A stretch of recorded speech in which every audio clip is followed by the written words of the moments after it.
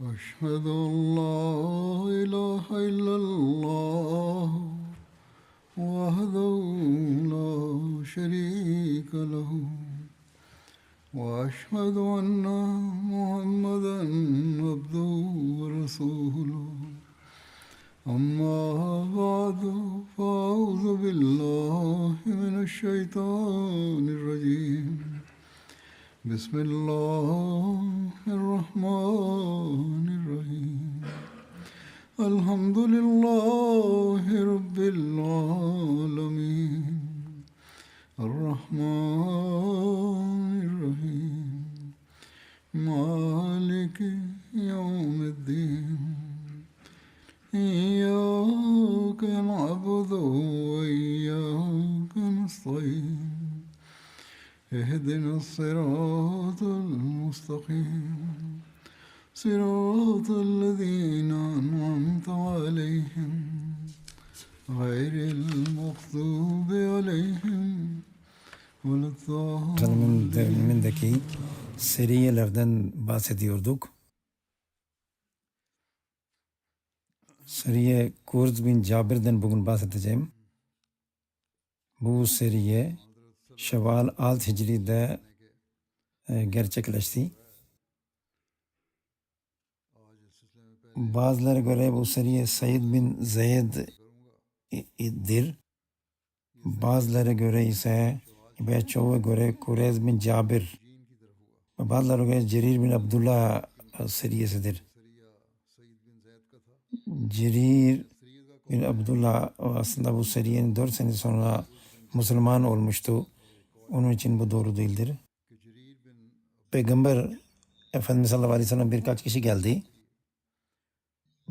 Buhari Kitabul Cihad vesaire göre Hazreti Enes'in rivayet ettiğine göre bu kabila Ukul ve Ureyne'nin fertleriydi.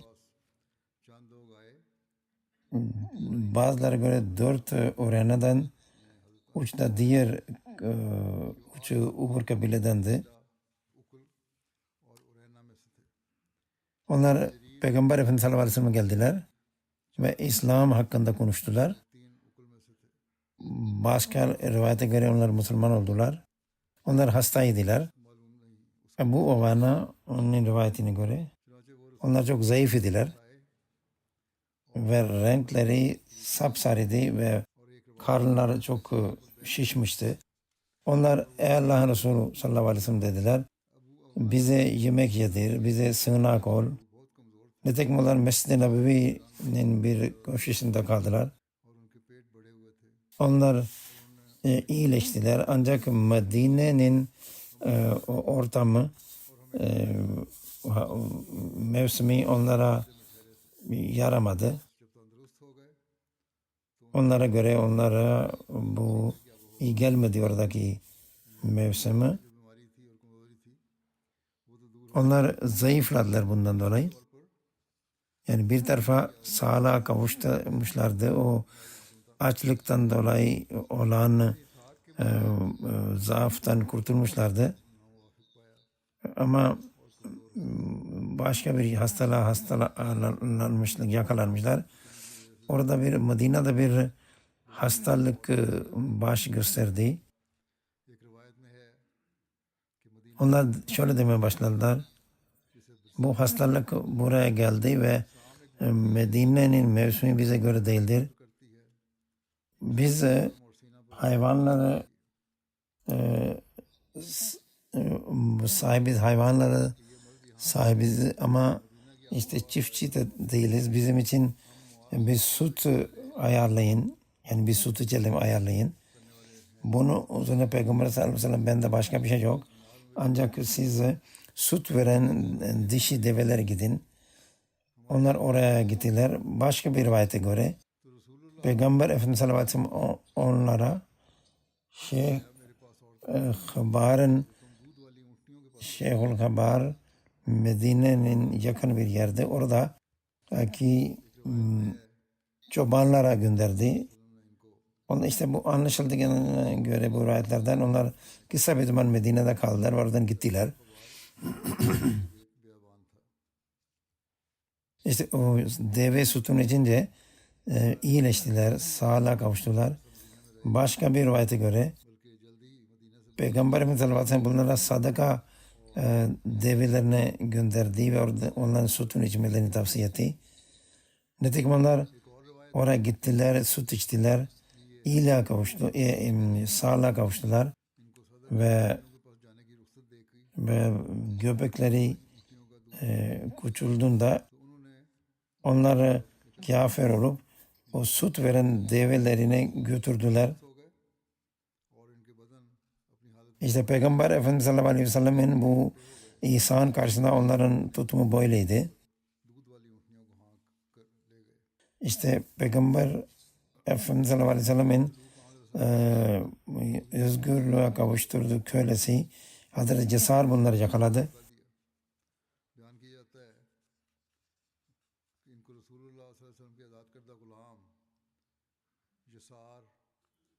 İşte kısacası Müslümanlar bunlara meydan okudular. Onlar orada bir ketal yaşandı, yani bir mücadele, bir savaş yaşandı. Ve bunlar Müslümanları öldürdüler ve onların işte bu hırsızlar işte Müslüman bekçilerini öldürdüler. Oradaki o bekçi olarak çalışanları. Sonra çobanlara yöneldiler ve onlar hepsini öldürdüler. Bunlardan birisi kurtulup Peygamber Efendimiz sallallahu aleyhi ve sellem gitti. Ve olaydan haber verdi, yaşananlardan haber verdi. Ve develeri götürdüğünü söyledi.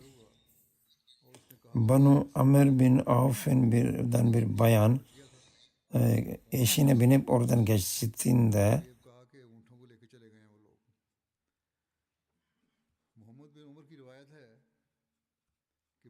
o milletine gitti ve onlara haber verdi. Onlar işte Cesar'ı kaldırıp öldürülmüştü. Onu götürdüler.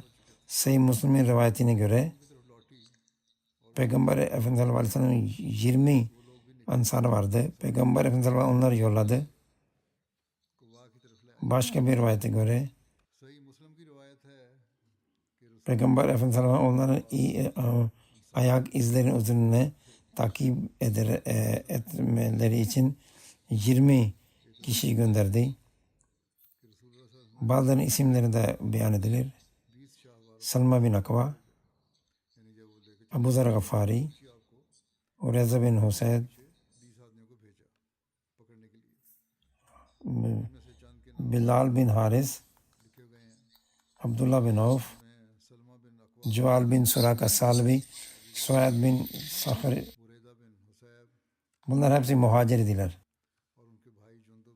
Ve Kur'dan bir Cabir amirleri tayin edildi. Onlar düşmanı takip etmek için yola çıktılar ve düşmanın izlerini takip ettiler. Peygamber Efendimiz onlara beddua etti. Dedik ey Allah onları körleştir dedi.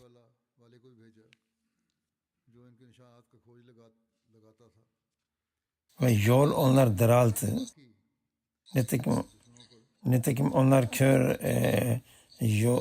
körleştiler, yani fazla ilerlemediler ve Resulullah sallallahu aleyhi ve sellem onlar yakalandı.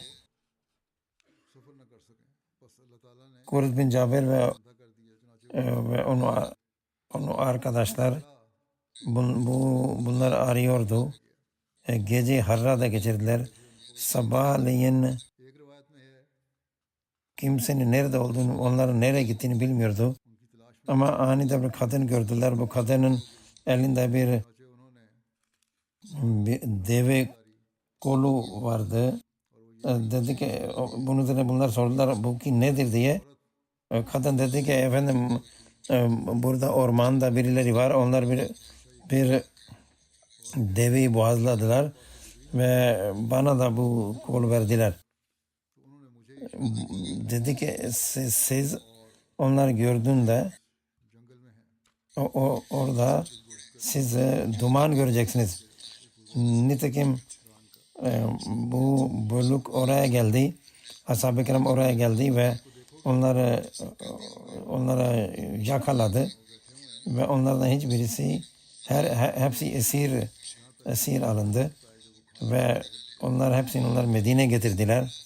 Peygamber Efendimiz sallallahu aleyhi ve sellem Erhaba ismi yerindeydi. Bu yer Curf'a yakın bir yerdir. Curf ise Medine'den 3 mil uzaklıktadır. Kısacası onlar Peygamber Efendimiz sallallahu aleyhi ve sellem'e bunları getirdiler. Hazreti Enes'in rivayetine göre ben diyor bunların birkaçı uç gençle beraber ben bunların arkasında ben de yürüdüm. Peygamber sallallahu aleyhi ve sellem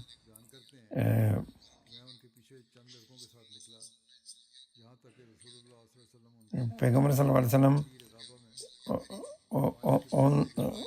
onlar çobanların gözlerine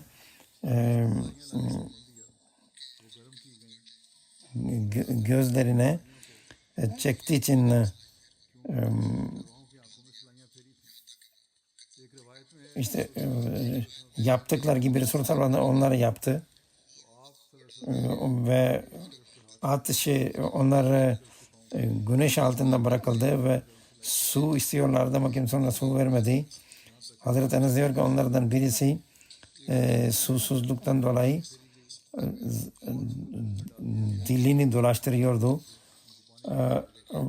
Onlar öldüler ve kimse onlar tedavi edilmedi kan durdurmak için. Abu Rukulaba diyor ki onlar katil idiler. Onlar hırsızlık yaptılar. İslam kabul ettikten sonra kafir oldular ve Allah ve Resulü ile savaştılar. İşte bu olay işte bu konudaki İslam öğretisinin inişinden öncedir.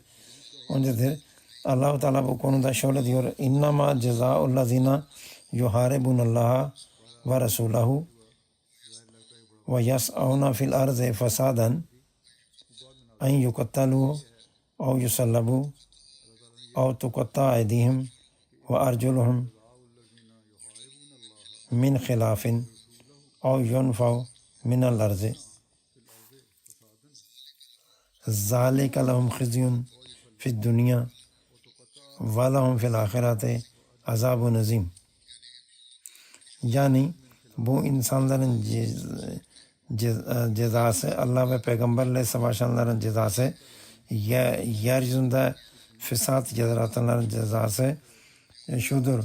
Onlar öldürülecekler, elleri ters istikametten kesilecekler, sürgün edilecekler.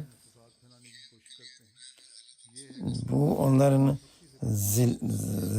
rezil düşmeleri içindir dünyada ve ahirette de onlar için büyük azap vardır. İşte Peygamber Efendimiz sallallahu aleyhi ve sellem bundan sonra hiç kişinin gözünü ve elini dilini falan kesmedi ve hep muslet sadakayı telkin ederdi ve musleden yani bir ölünün özürlerinin kesilmesinden men ederdi. İşte kısacası işte düşmanların yaptıklarının karşılığı onlar verildi. Onlar yaptıkları gibi davranılırdı. Ancak daha sonra İslam öğretisi indi. Ve tekrar düşmanlara bu şekilde davranılmadı. Eğerçe bu böyle bu bir cevaptır ancak bazı itiraz edenlerin cevabı ki İslam muhalifleri böyle itiraz ediyorlar. Hazreti Mirza Beşir Ahmed radıyallahu anh Sirat-ı Hatim-ül Nebin'de cevap veriyor. Şöyle diyor ki O günler çok tehlikeliydi Müslümanlar için. Çünkü Kureyşliler ve Yahudilerin kışkırtma sonucunda her taraf Müslümanlar aleyhinde alevler yanmaktaydı. Ve onlar Medine'yi saldıracağı yerde içten içe yıkmak istiyorlardı, zarar vermek istiyorlardı. Ve Arap kabilelerin, Vahşi kabilelerin gaddarlık ve arkadan vurmalar onların bir karakterin parçasıydı. Nitekim bu olayda bu zincirin bir halkasıydı ve bu nitekim kendi ve doğal bir sonucuna yakalandı. Diyor ki işte o gün diyor 8 kişi Medine geldi ve İslam'a karşı sevgi göstermeye çalıştılar. Müslüman oldular ve bir zaman sonra onlar mide ile ilgili bazı hastalıklara yakalandılar. Bunu bahane edip Peygamber Efendimiz sallallahu aleyhi ve sellem huzuruna çıktılar. Hastalıklarını beyan ettiler. Ve ey Allah'ın Resulü dediler, biz ormanlarda yaşıyoruz. Hayvanlara hep beraber yaşadık. Onun için biz burada şehre alışık değiliz ve hastalandık. Peygamber Efendimiz sallallahu aleyhi ve sellem eğer burada siz rahatsızsınız o zaman şehir dışına gidin. Orada bizim hayvanlarımız var ve orada kalın. Peygamber Efendimiz sallallahu aleyhi ve sellem onlara şefkat etti. Onlara misafirperver davrandı. Onların sütün için dedi. Başka bir rivayete göre onlar kendileri dediler ey Allah'ın Resulü izin verirseniz, müsaade ederseniz biz Medine dışında hayvanların yanına gidelim. Hayvanların yanına gidelim. Peygamber Efendimiz sallallahu aleyhi ve sellem onlara müsaade etti. Bu müsaadeden sonra onlar Medine dışına o hayvanların bulunduğu yere gittiler. Orada Müslümanların develeri vardı. Ancak bu bedbahtlar oraya yerleşip sağa sola öğrendiler ve oradaki hayvanların sütünü içtiler. Ve bir gün aniden oradaki bekçileri öldürdüler ve onları önce boğazladılar ve onların daha hayattayken onlar ölmeden önce onların dillerine oradaki ormandaki dikenlerini batırdılar. Bununla da yetinmediler. Onları kör ettiler. Ve böylece bu masum Müslümanlar orada çırpınarak canlarını verdiler. Orada Hazreti Resulullah'ın bir hizmetçisi de vardı. Cesar bunun ismiydi. O Resulullah sallallahu aleyhi ve sellem'in develerinden sorumluydu. Onlar bunu yaptıktan sonra, bunları öldürdükten sonra bütün develerini oradan götürdüler. Peygamber Efendimiz sallallahu aleyhi ve sellem bu olayı birisi iletti. Yani oradan kurtulan birisi iletti. Bunun üzerine Peygamber Efendimiz sallallahu aleyhi ve sellem hemen 20 ashabın bir bölünü gönderdi. Onları arkasına yolladı. Onlar ilerlemiş olmasına rağmen Müslümanlar hızla ilerleyip onları yakaladılar. Ve onları iplere bağlayıp Medine'ye getirdiler. O zamana kadar Peygamber Efendimiz sallallahu aleyhi ve selleme bu suçlulara nasıl davranılır diye emirler inmemişti. Nitekim o oradaki kadim eski prensibe göre kendi eski prensibine göre ehli kitabın şeriatine göre davranırdı ve Musevi şeriate uygun olarak onların kısas yaptı ve onlar nasıl Müslümanlara davrandılar ise aynı şekilde onlar da öldürüldüler. Bu Hazreti Musa'nın öğretisiydi.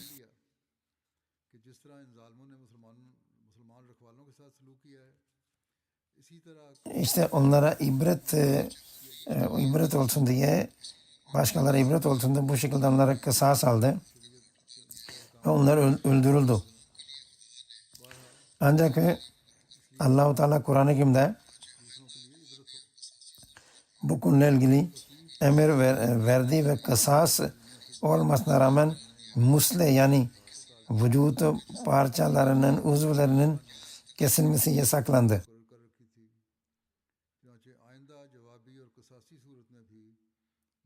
Bu olayla ilgili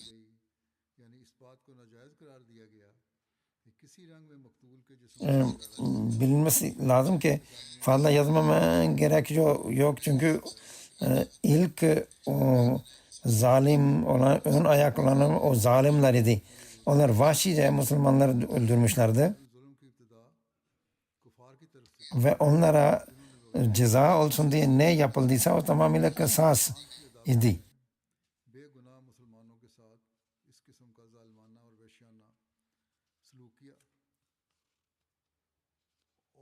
Ve bu kısas işte İslam bütün bölge, bütün ülke İslam düşmanlığıyla kaynarken bu olay yaşandı ve Musevi şeriatine göre bu karar alındı.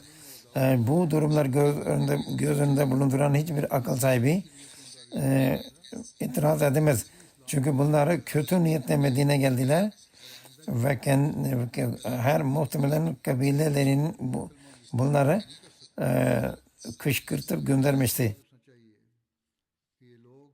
Bir ihtimalle Peygamber Efendimiz sallallahu aleyhi ve selleme karşı da bir kötü niyetle gelmiş olabilirler.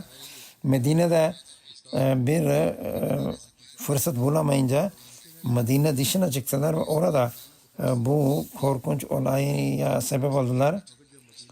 Onların Müslümanlara yaptıkları şey o sadece hırsızların yaptıkları gibi değildi. Eğer onlar gerçekten Müslüman olmuşlar idiyse ve daha sonra develerini alıp niyetleri değişmiş ise o zaman develeri alıp gidebilirlerdi. Birisi engel olsaydı onu öldürebilirlerdi ama orada nasıl bütün tehlike göz önüne aldılar ve orada Müslümanları bir azap verircesine öldürdüler ve orada kaldılar.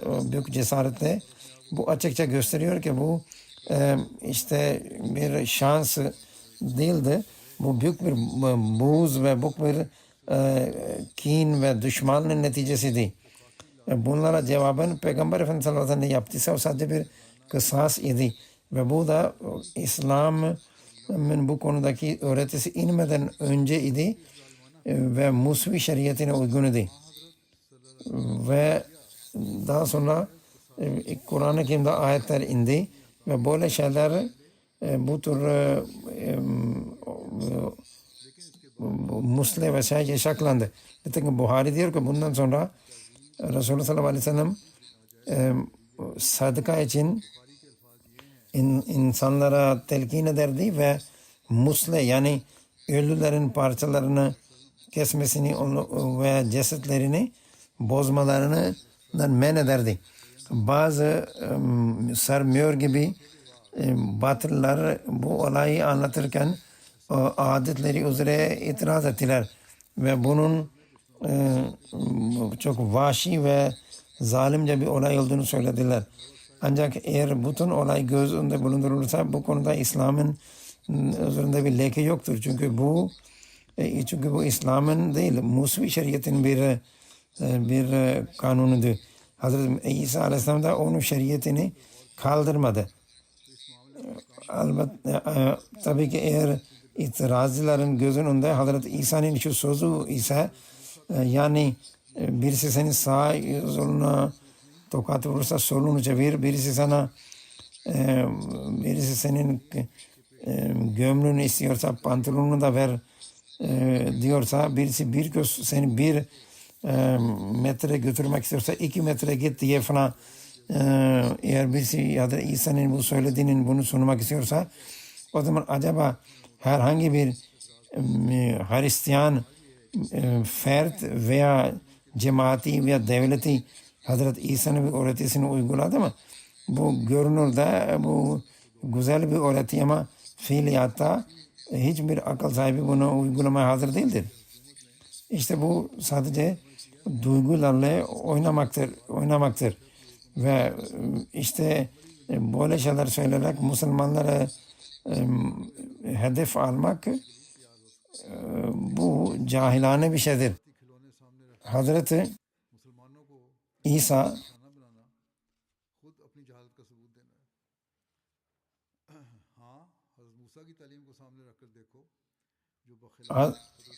Hristiyanların yaptığına bakılırsa hatta bütün dinlere bakıldığı zaman hiçbir din Kur'an-ı Kerim'e öğretisi karşısında duramaz. Kur'an-ı Kerim ne diyorsa onu uyguluyor. O iki yüzlü değildir. Ve akıl sahibi taassubu bulunmayan bir insan içtenlikle Kur'an öğretisini över. Çünkü Kur'an-ı Kerim Musevi şeriatı gibi mutlaka intikam al, kısas al demiyor. Ne de Hazreti İsa'nın öğretisi gibi ki ne olursa olsun hiçbir şekilde ceza verme. Bunu demiyor. Tersine diyor ki eğer işte bunların Hristiyanlar öğretisi suçluyu daha da cesaretlendiriyor. Kur'an-ı Kerim ise itidal üzerinde olmamızı istiyor. Ve dünya ancak bununla barışa kavuşabilir. O diyor ki ceza-u seyyiatin seyyatun misluha femen afa ve aslaha fe acruhu alallah. Yani her kötülüğün cezası o kadardır. Ve ancak eğer affetmek ve yumuşak davranmakla ıslah olunuyorsa o zaman affetmek ve yumuşak davranmak daha iyidir. Ve böyle kimse Allah'ın indinde ecir bulacaktır. İşte Kur'an-ı Kerim bu öğreti verdi bu konuda. Ve hiçbir akıl sahibi bunun en iyi öğreti olduğunu reddedemez. İnsanın bütün ihtiyaçları bunda göz önünde bulundurulmuştur. Ve ceza verildiği zaman da Allah Teala diyor ki o da haddini aşmamalı. Yani musle yapılmamalı. Bunun tersine Hristiyanlar Hazreti İsa'nın gösterimlilik ve sözlerine rağmen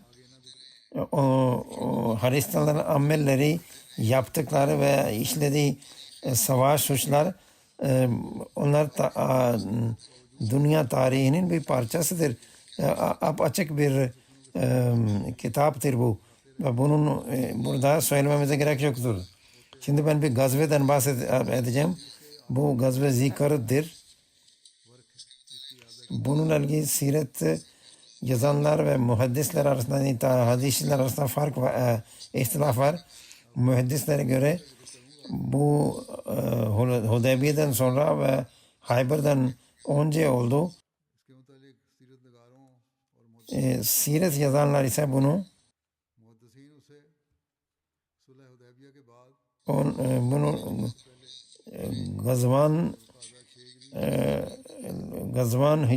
gazvasından sonra olduğunu söylüyorlar. İmam Buhari ve İmam Müslim'e göre bu gazva Zikar'dı. Gazva Hayber'den 3 gün ona yaşandı.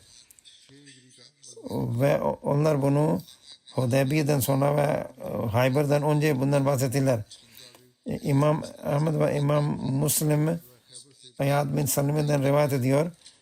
Ve bu rivayete göre bu Hayber gazvesinden 3 gün önce oldu. Salma bin Akva önce Hudeybiye ve daha sonra Zikar'ın hadisinden bahsetti.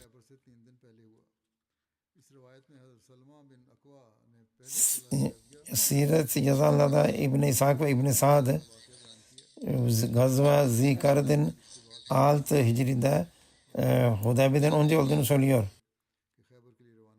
Hazreti Mirza Beşir Ahmet radıyallahu anh bu konuda şöyle diyor.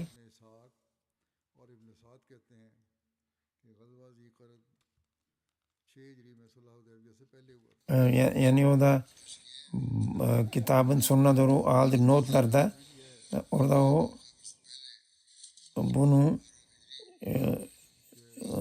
Gazva-i Hayber'den önce Muharrem 7 Hicri'nde bunu anlatıyor o notlarında. Bu Gazva-i Gaba da deniliyor. Çünkü Peygamber Efendimiz sallallahu aleyhi ve sellem'in develeri burada otluyorlardı. Bu Uhud'un arkasında bir sahadır, bir meydandır. Buna gazva zikr denilir çünkü Uyana bin Hism ki o Peygamber Efendimiz sallallahu aleyhi ve sellem'in develerini götürmüştü. Peygamber Efendimiz sallallahu aleyhi ve sellem Zikar'da kadar onun arkasına gitmişti ki bu Medine'den 12 mil uzaklıkta bir çeşmedir diyelim. Resulullah sallallahu aleyhi ve sellem'in süt veren develeri vardı. Beyza'nın yerinde onlar otluyorlardı ve onlar Gabe'ye doğru getirildi çünkü orada bir kıtlık olmuştu ve bir Uyana bin Hısn Bani Gıtfan'ın 40 kişiyle beraber saldırıp oradaki develeri götürdüler. Başka bir rivayete göre Uyana'nın oğluydu bunu yapan ve Uyana onlar arkasında destek olmak için duruyordu. O Hazreti Ebu Zer'in oğlunu öldürdü ve Hazreti Ebu Zer'in hanımını esir alıp götürdüler. Uyana bin Hisn kim idi? Şöyle diyorlar. O Ahzab konusunda Banu Fuzara'nın reisiydi. Ahzab gazvesi sırasında Medine'ye saldırmak istediler kafileler olduklarında. O zaman ordunun bir bölümünün reisi bu kişiydi. O Mekke fethedildikten sonra İslam kabul etti. Hunayn ve Taif gazvesinde bu katıldı. Resulullah aleyhi ve sellem Banu Tamim'e karşı 50 kişiler göndermişti. Onlar hiçbirisi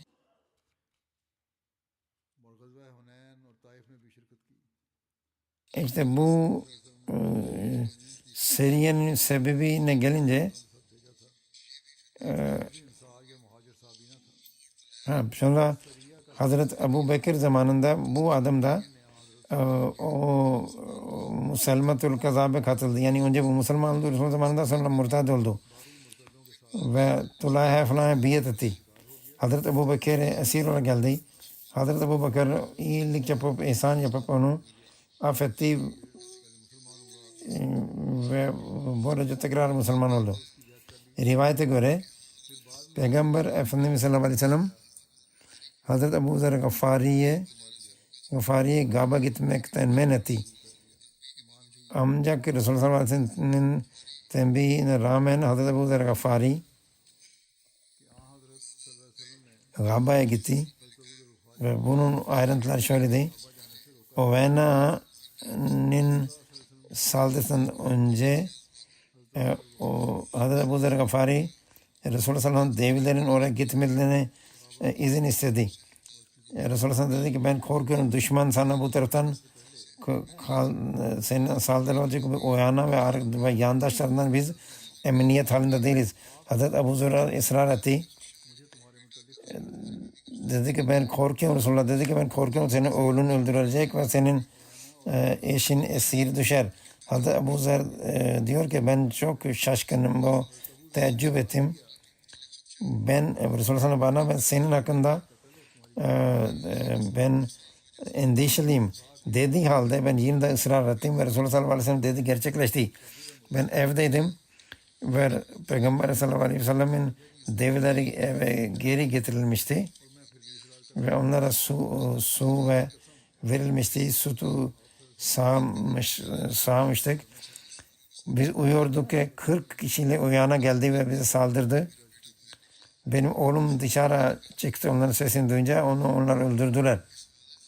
Bu konuda Hazreti Salma bin Akva düşmanın arkasını takip etti diyorlar. Hazreti Salma bin Akva diyor ki ben sabah ezanından önce ve Resulullah sallallahu aleyhi ve sellem'in Resulullah sallallahu aleyhi ve sellem'in kölesi de benim yanımdaydı.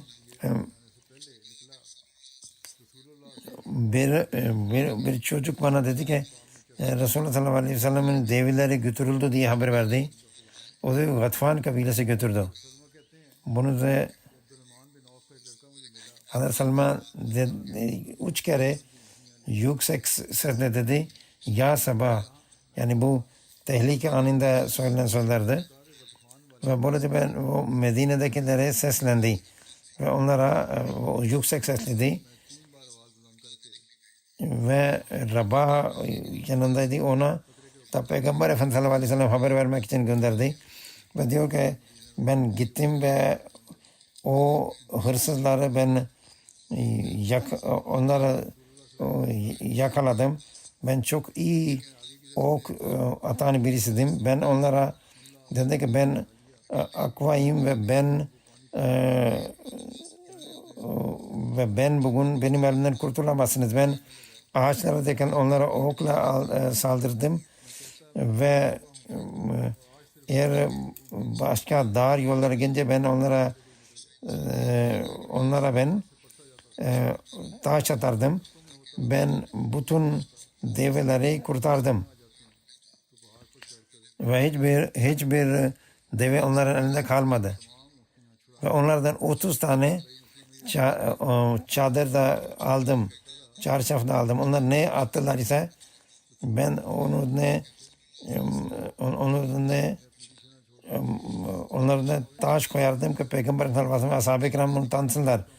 Bir alamet olsun diye, iz olsun diye. Ben onlara diyor başka rivayetlere göre bütün develer geri alındı. Bazılar onları götürdüler. Düşman götürdü. Yanına götürdü. Peygamber Efendimiz sallallahu aleyhi ve sellem'e bu haber ulaştığında o Medine'de tehlike an olduğunu nida etti. Onu duyurdu.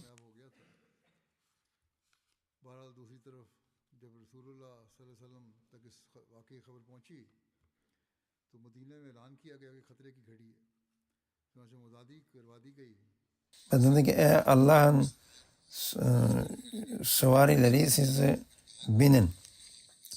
İlk Hazreti Mikdad Resulullah'ın yanına geldi. ਫਿਰ Hazreti Mikdad bin Bişr geldi. Usbed bin Hudeyr, Ukaşa Muriz bin Asla, Abu Katada, Abu Ayyaş da geldi. Peygamber Efendimiz sallallahu aleyhi ve sellem Hazreti Sa'd bin Zeyd'e başlarına reis tayin etti ve onların takip edin dedi. Düşmanı takip edin. Ben de arkanızdan geliyorum insanlarla beraber. Peygamber Efendimiz sallallahu aleyhi ve sellem 500 ashabıyla beraber yola çıktı. Başka bir rivayete göre 700 ashabıyla beraber çıktı. O İbn-i Umme Maktum Medine'ye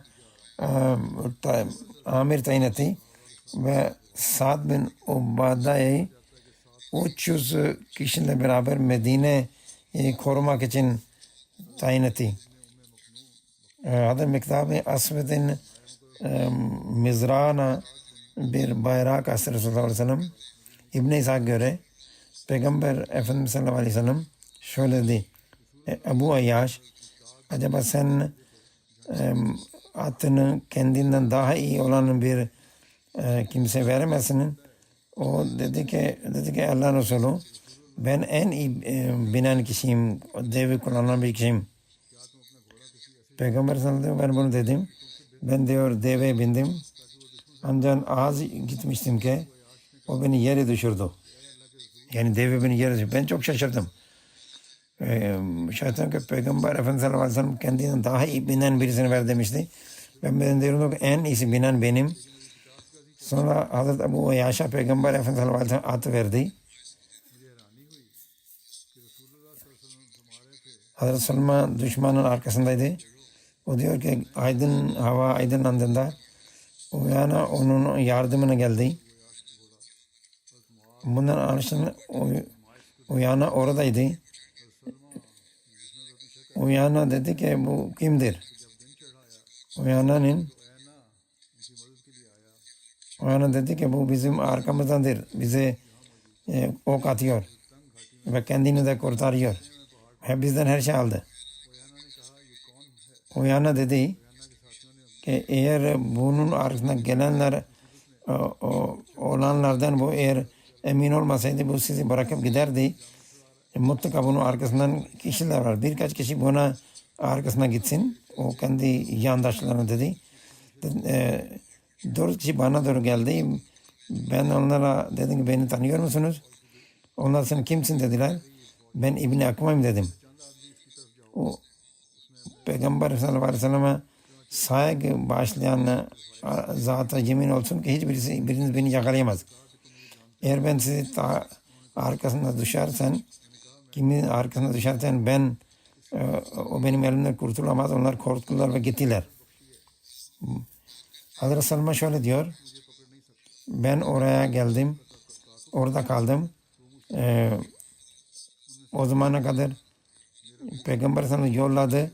O atıcılar geldi. Onlar göründü.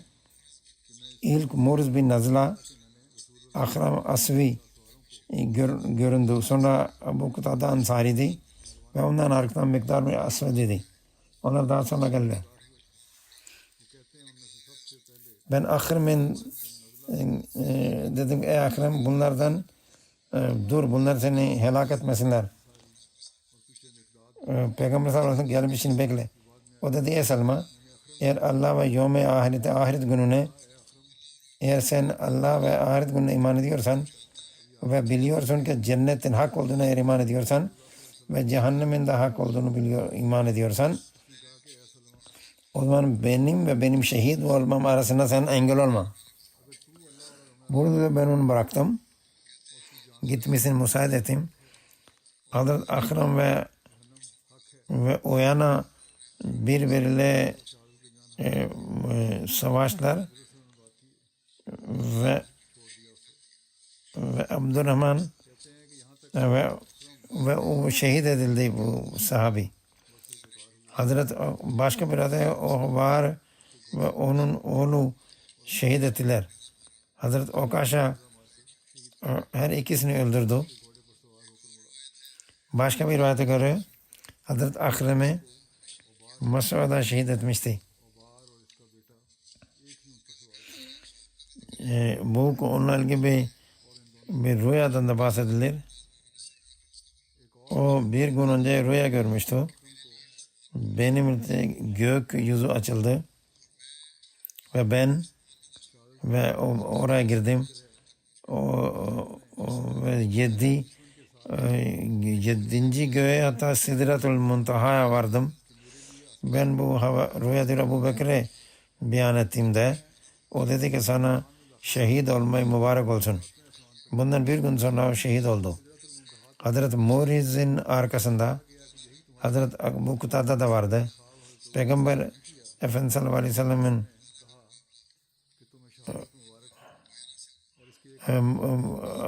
Abdurrahman bin Oyana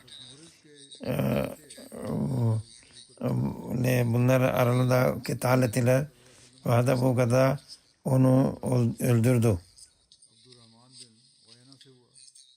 Hazreti Ebu Kutada Mısır'da Fuzari ile de savaşıldı, savaşta anlatılıyor. Hazreti Ebu Kutada bu düşmanın saldırısını öğrendiğinde Peygamber Efendimiz sallallahu aleyhi ve sellem ashab-ı kiram ile beraber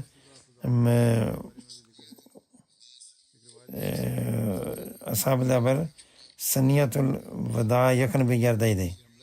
Peygamber Efendimiz sallallahu aleyhi ve sellem geldi bu sahabi.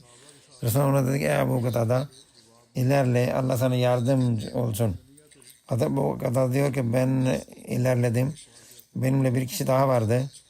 Biz hemen düşmana vardık. O kişi dedi ki, düşman dedi ki bu kadar ne düşünüyorsun?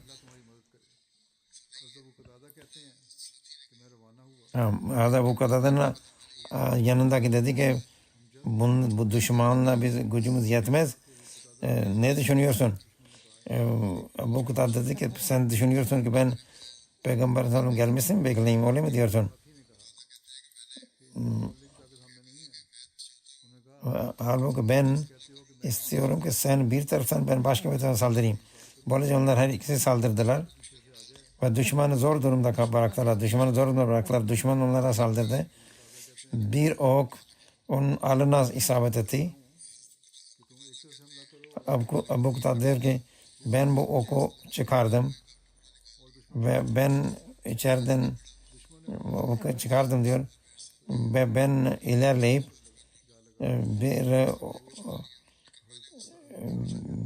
bir süvari oradan geçti. O beni tanıdı dedi. Abu Kutada Allah ve seni görüştürdü. Başına hod utardı. O mesela fuzariydi. Dedi sen ne istiyorsun? Savaşma mı istersen veya yani kılıçla mı istiyorsun? Mızrakla mı yoksa güreşmek mi istiyorsun? Dedi ki hadi görüşelim dedi. İşte bu ilginç o zaman savaşma yollardı. O attan indi ben de indim. Silahımı oraya bıraktım. O da kişi de böyle yaptı. Biz işte güreşmeye başladık ve Allah beni huzuruna ben galip geldim. Onu yendim. Ben kılıcımı almak istedim. Ve o da kılıcın altın diye. Biz iki ordu arkasındaydı. Benim başıma bir şey geldi çarptı. Ben ilerleyip onun kılıcını aldım. Bunun üzerine dedi ki Abu Kutada beni biraz merhamet et. Hayır şimdi sen cehennem olan yerine var ve ben onu öldürdüm. Ve onun çadırını kendi çadırına onu sardım. Onu elbisesine girdim. Ve ben onun ben düşmana ilerledim ve onun Mesnad'ın yeğenini yakaladım. Onun yanında 17 kişiydi. Ve onlara vardım da onlara ve saldırdım ve Mesnad'ın yeğenini öldürdüm. Ve oradaki ve develeri elime aldım. İşte bu gazvenin başka ayrıntıları ileride inşallah anlatılacaktır.